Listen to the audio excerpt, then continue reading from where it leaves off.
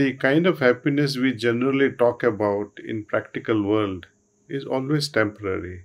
Spirituality says look for something having which later on you do not have any lack. You have fulfilled. To me, happiness and pleasure, they belong to different dimensions of our consciousness. Pleasure, it is at a bodily level. It is sensual.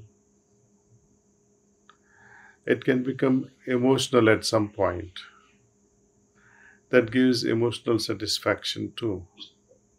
But after every encounter of pleasure, there is inevitable negative arising out of it almost all the time. With pleasure, you are always depending on the outside object. For example, someone relishing food, enjoying food, a nice delicacy, or nice drink, or nice fruit. You are always depending on outside. Happiness is independent in itself. You don't depend on anything except yourself within, where you have so much of satisfaction, you feel content from within. And this is much deeper than physical or emotional level or a mental level.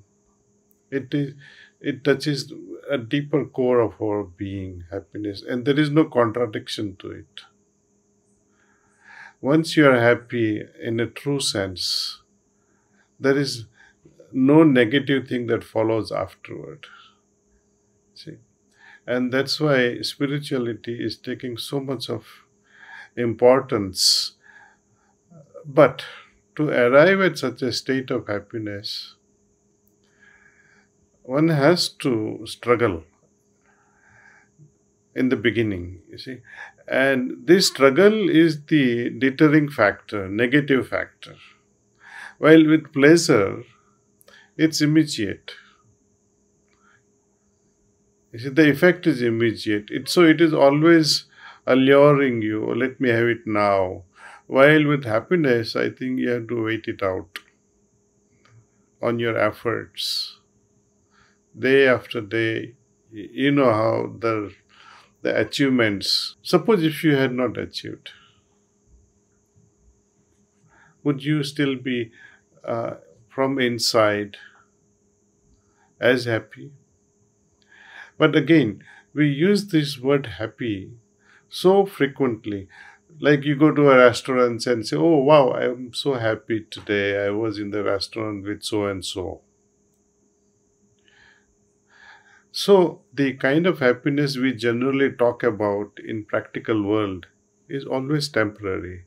Spirituality says look for something having which later on you do not have any lack. You have fulfilled.